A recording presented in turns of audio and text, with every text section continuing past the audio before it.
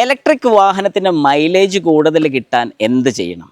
Electric വാഹനത്തിന് മൈലേജോ വേണ്ട, ഇനി ആ വാക്ക് തെറ്റാണെങ്കിൽ റേഞ്ച് കൂടുതൽ കിട്ടാൻ എന്ത് ചെയ്യണം? ഹായ് നമസ്കാരം, ഞാൻ Rakesh M G at explore എന്ന് പറഞ്ഞ നമ്മുടെ ചാനലിലേക്ക് എല്ലാവർക്കും സ്വാഗതം. എല്ലാവരും സുഖമായിട്ടിരിക്കുന്നു വിശ്വസിക്കുന്നു. ഇന്ന് ഞാൻ പറയാൻ വന്നിരിക്കുന്ന ഒരു കാര്യം എന്ന് പറഞ്ഞാൽ, ഇപ്പം കോമൺലി EV വാഹനം യൂസ് ചെയ്യാറുണ്ട്. എന്നാൽ പലരും പറയുന്ന ഒരു നെഗറ്റീവ് സൈഡ് എന്ന് പറഞ്ഞു കഴിഞ്ഞാൽ ഇലക്ട്രിക് വാഹനത്തിന് മൈലേജ് അഥവാ റേഞ്ച് കമ്പനി പറയുന്നതോ അല്ലെങ്കിൽ ഒട്ടും തന്നെ കിട്ടുന്നില്ല എന്ന് പറയുന്ന ആൾക്കാരാണ് കൂടുതൽ. എന്താണ് നമ്മൾ അതിൽ ചെയ്യേണ്ട കാര്യം? അതായത് എന്തൊക്കെ കാര്യങ്ങൾ ചെയ്തു കഴിഞ്ഞാൽ നമുക്ക് റേഞ്ച് കമ്പനി പറയുന്നതിൻ്റെ അടുത്തെങ്കിലും കിട്ടും എന്നുള്ളതിനെ കുറിച്ചാണ് നമ്മൾ ഈ ഒരു വീഡിയോയിൽ പറയാൻ വേണ്ടി പോകുന്നത്. അപ്പോൾ നമുക്ക് ഇതിന് സ്റ്റാർട്ട് ചെയ്യാം. നമ്മുടെ കൂട്ടത്തിൽ ഇന്നിപ്പോൾ ഉള്ള 2026 ടാറ്റ ടിയാഗോ EV ആണ് നമ്മുടെ കൂട്ടത്തിൽ ഇന്നിപ്പോൾ ഉള്ളത്. അപ്പോൾ ഈ ഒരു വാഹനം വെച്ച് തന്നെ ഞാൻ കുറച്ച് കാര്യങ്ങൾ നിങ്ങൾക്ക് കൃത്യമായിട്ട് പറഞ്ഞുതരാം. ആദ്യത്തെ മെയിൻ കാര്യം എന്ന് പറഞ്ഞു കഴിഞ്ഞാൽ റീജനറേറ്റീവ് ബ്രേക്കിംഗ്. പലരും റീജൻ ചെയ്യാറില്ല, റീജൻ ബ്രേക്കിംഗ് യൂസ് ചെയ്യാറില്ല. വേറെ ഒന്നും കൊണ്ടല്ല, ഒന്നെങ്കിൽ അത് യൂസ് ചെയ്യുമ്പോഴത്തേക്കും ബുദ്ധിമുട്ട് വരുന്നുള്ളതുകൊണ്ടായിരിക്കും. ആക്സിലറേറ്ററിൽ നിന്ന് കാലെടുക്കുന്ന സമയത്ത് തന്നെ വാഹനം കുറച്ച് ഫ്രണ്ടിലോട്ട് ഇങ്ങനെ കുത്തുന്ന ഒരു ഫീൽ നമുക്ക് കിട്ടും. ഇങ്ങനെയൊക്കെ വരുന്നത് പലർക്കും ബുദ്ധിമുട്ടായി തോന്നിയിട്ട് ഈ റീജനറേഷൻ ഓഫ് ആക്കിയിടും. അങ്ങനെ വരുന്ന സമയത്ത് തന്നെ എന്താണ് കുഴപ്പമെന്ന് ചോദിച്ചു കഴിഞ്ഞാൽ, പ്രത്യേകിച്ച് നമ്മളൊരു സിറ്റി ഡ്രൈവ്സിലൊക്കെ ആണെന്നുണ്ടെങ്കിൽ ആക്സിലറേറ്റർ കൊടുക്കും, ആക്സിലറേറ്റർ ബ്രേക്ക് ഇങ്ങനെ വരുന്ന സമയത്ത് പെട്ടെന്ന് സഡൻ ആയിട്ടുള്ളൊരു പവറാണ് മോട്ടറിലോട്ട് ചെല്ലുന്നത്. അപ്പോൾ അങ്ങനെ മോട്ടറിലോട്ട് ചെല്ലുന്ന സമയത്ത് എന്താണ് പറ്റുന്നതെന്ന് ചോദിച്ചു കഴിഞ്ഞാൽ, കൂടുതൽ കറണ്ട് അതിൽ നിന്ന് കൺസ്യൂം ചെയ്യാനുള്ള ചാൻസസ് ഉണ്ട്. എന്നാൽ അതേ സ്ഥാനത്ത് നിങ്ങളിപ്പോൾ ഒരു സിറ്റിയിൽ ഡ്രൈവ് ചെയ്യുകയാണെന്നുണ്ടെങ്കിൽ ആക്സിലറേറ്റ് ചെയ്തു, ആക്സിലറേറ്ററിൽ നിന്ന് എടുക്കുന്ന സമയത്ത് കാലെടുക്കുമ്പോഴത്തേക്കും ഈ ഒരു ടയറിൻ്റെ റൊട്ടേഷൻ കൊണ്ട് തന്നെ അതൊരു റീജനറേഷൻ, ചെറിയ രീതിക്ക് റീജനറേഷൻ നടക്കുന്നുണ്ട്. അതായത് ഒത്തിരി ചാർജ് ബാറ്ററിലോട്ട് കയറുമെന്ന് ഞാൻ പറയുന്നില്ല, പക്ഷേ കമ്പാരിറ്റീവ്ലി കുറച്ചെങ്കിലും ചാർജ് അതിലോട്ട് കയറുകയും ചെയ്യുന്നുണ്ട്. ബ്രേക്കിംഗ് നമുക്ക് കുറവായിട്ട് യൂസ് ചെയ്താൽ മതി. അതായത് ബ്രേക്ക് യൂസ് ചെയ്യേണ്ടതല്ല, എന്നാലും ബ്രേക്കിങ്ങിൽ കൊടുക്കേണ്ട ഫോഴ്സ് നമുക്ക് കുറച്ച് യൂസ് ചെയ്താൽ മതി. അതുകൊണ്ട് തന്നെ നമുക്കൊരു ബെനിഫിറ്റ് എന്താണെന്ന് പറഞ്ഞു കഴിഞ്ഞാൽ, ബ്രേക്ക് പാഡ്സിൻ്റെ ലൈഫ് കൂടുതൽ കിട്ടും. ഒരു അഡ്വാൻറ്റേജ് തന്നെയാണ്. പ്രത്യേകിച്ച് നിങ്ങളിപ്പോൾ ഒരു ഹൈ റേഞ്ച് ഒക്കെ ഡ്രൈവ് ചെയ്യുകയാണെന്നുണ്ടെങ്കിൽ ഹൈ റേഞ്ചിൽ ഒരു ഇറങ്ങുന്ന സമയത്ത് നമുക്ക് ഏകദേശം ഒരു 15% വരെ റീജൻ ചെയ്യാൻ സാധിക്കും. അതായത് 15% വരെ ബാറ്ററി ചാർജ് കിട്ടുന്നതായിരിക്കും. ഇത് ഞാൻ ഇത്രയും കൃത്യമായിട്ട് പറയുന്നതിൻ്റെ കാര്യം എന്ന് പറഞ്ഞാൽ, ഞാൻ കറക്റ്റായിട്ട് ഒരു ദിവസം ഒരു ഹൈ റേഞ്ചിൽ പോയിട്ടുണ്ടായിരുന്നു. തിരിച്ചു വരുന്ന വഴിക്ക്, അതിൻ്റെ വീഡിയോ നിങ്ങൾ കണ്ടു കാണുമായിരിക്കും. തിരിച്ചു വരുന്ന വഴിക്ക് ഏകദേശം ഒരു 18% ആയപ്പോൾ എനിക്ക് ഭയങ്കര റേഞ്ച് ആങ്സൈറ്റി. EV ഓടിക്കുന്ന പലരുടെയും മനസ്സിൽ വരുന്നൊരു കാര്യമാണ് റേഞ്ച് ആങ്സൈറ്റി എന്ന് പറയുന്നത്. പക്ഷേ ആ ഒരു റേഞ്ച് ആങ്സൈറ്റി എൻ്റെ മനസ്സിൽ കയറി. ശരിക്കും എനിക്കത് ഭയങ്കര ഒരു പേടി തോന്നിയൊരു കാര്യമാണ്. അന്നേരം ഇല്ലാത്ത ദൈവങ്ങളെല്ലാം വിളിച്ചായിരുന്നു. കാരണം താഴെ എങ്ങനെയെങ്കിലും ഇറങ്ങി കിട്ടണം, അടുത്തൊന്നും ചാർജിങ് സ്റ്റേഷൻസ് ഇല്ല. ഇങ്ങനെയൊക്കെ നമ്മുടെ മനസ്സിലൊരു ടെൻഷൻ കയറുന്നൊരു ടൈമാണ് ഈ പറയുന്ന ഒരു റേഞ്ച് ആങ്സൈറ്റി വരുമ്പോൾ. അപ്പം ഞാൻ എന്ത് ചെയ്തെന്ന് ചോദിച്ചു കഴിഞ്ഞാൽ, ധൈര്യമായിട്ട് തന്നെ ഇറക്കമായതുകൊണ്ട് റീജനറേഷൻ മോഡ് 3 ഏറ്റവും ടോപ്പ് റീജനറേഷൻ മോഡിലിട്ടിട്ട് ആക്സിലറേറ്ററിൽ നിന്ന് പതുക്കെ കാലെടുത്ത് കുറച്ച് ആക്സിലറേറ്റ് ചെയ്ത് തന്നെ ഡ്രൈവ് ചെയ്ത് പോകുന്നു. അങ്ങനെ വന്ന സമയത്ത് എനിക്ക് കിട്ടിയൊരു ബെനിഫിറ്റ് എന്താണെന്ന് പറഞ്ഞാൽ, താഴെ ഇറങ്ങി ചെന്നപ്പോഴേക്ക് ഏകദേശം 26% ബാറ്ററിക്ക് ചാർജ് കിട്ടിയെന്നുള്ളതാണ്. അതായത് നമ്മുടെ വാഹനത്തിൻ്റെ ടയർ തന്നെ കറങ്ങി ആ മോട്ടറിനെ കറക്കി, അതായത് ഈ ഗിയർ ബോക്സിനകത്ത് വരുന്ന മോട്ടറിനെ കറക്കി മോട്ടർ നേരെ ബാറ്ററിയെ ചാർജ് ചെയ്യുകയാണ് ചെയ്യുന്നത്. ഇത് പലരും ചെയ്യാറില്ല.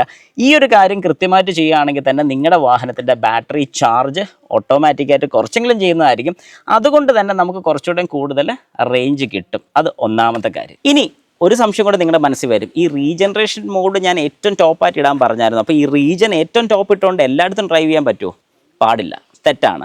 കാരണം അവിടെ നിങ്ങൾ മനസ്സിലാക്കേണ്ട ഒരു കാര്യം എന്ന് പറഞ്ഞാൽ, റീജൻ മോഡ് ഇട്ടുകൊണ്ട് നിങ്ങൾ ഒന്നെങ്കിൽ സിറ്റി ഡ്രൈവ്സിൽ ഏറ്റവും ബെസ്റ്റാണ്. ഇനി ഹൈ റേഞ്ച് പോകുന്ന സമയത്ത്, കയറുന്ന സമയത്ത് റീജൻ മോഡ് ഇടരുത്, തെറ്റാണ്.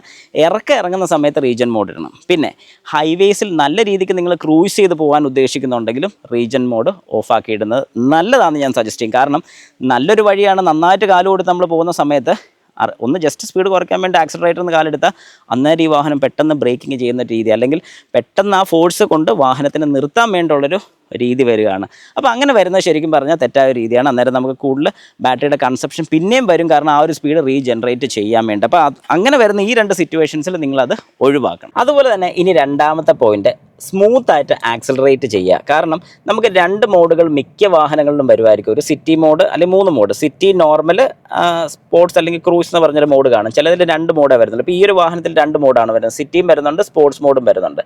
സിറ്റി മോഡ് ഇട്ട് നമ്മൾ ഡ്രൈവ് ചെയ്യുകയാണെങ്കിൽ നമുക്ക് ഏറ്റവും കൂടുതൽ റേഞ്ച് കിട്ടുന്നുണ്ട്. അത് വേറൊന്നും കൊണ്ടല്ല, നമ്മുടെ വാഹനത്തിൻ്റെ മോട്ടർ ഔട്ട്പുട്ട് ഫുൾ പവർ കൊടുക്കില്ല.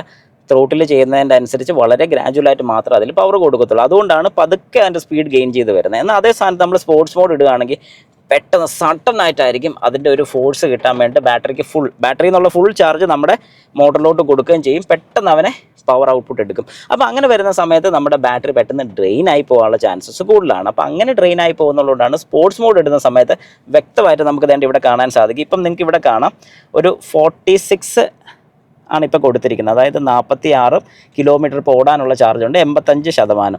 ഞാനിത് മാറ്റി ഇപ്പം ഡ്രൈവ് ആക്കി, അത് കഴിഞ്ഞ് സ്പോർട്സ് മോഡ് ആക്കി ഇപ്പം 139 കണ്ടോ. സ്പോർട്സ് മോഡ് വന്നപ്പോൾ 139. ഞാനത് മാറ്റി നോർമൽ ഡ്രൈവ് മോഡ്, അതായത് സിറ്റി മോഡ് ആക്കിയപ്പോൾ 146, ഇപ്പം 139 സ്പോർട്സ് മോഡിൽ വന്നത്. അപ്പം ഈ ഒരു സംഗതി നിങ്ങൾ ശ്രദ്ധിച്ചോണം. അതായത് നിങ്ങളിപ്പോൾ ഡ്രൈവ് ചെയ്യുന്ന സമയത്ത് എപ്പോഴും മനസ്സിലാക്കേണ്ട ഒരു കാര്യം, സിറ്റി അല്ലെങ്കിൽ ഈ പറയുന്ന പോലെ ഒരു സ്പോട്ട്. അപ്പോൾ നിങ്ങൾക്ക് ഏതാണ് വേണ്ടത്? ഇപ്പോൾ നിങ്ങൾക്ക് ചെറിയൊരു ഡ്രൈവേ ഉള്ളൂ, ഇപ്പോൾ 146 കിലോമീറ്റർ ഓടാനുള്ളതുകൊണ്ട് എനിക്ക് ഏകദേശം ഒരു 60 കിലോമീറ്റർ പോകേണ്ട ആവശ്യം വരുന്നുള്ളൂ. അങ്ങനെയാണെങ്കിൽ എനിക്ക് സ്പോർട്സ് മോഡ് ഇട്ട് തന്നെ പോയി വരാം, ഒരു കുഴപ്പമില്ല.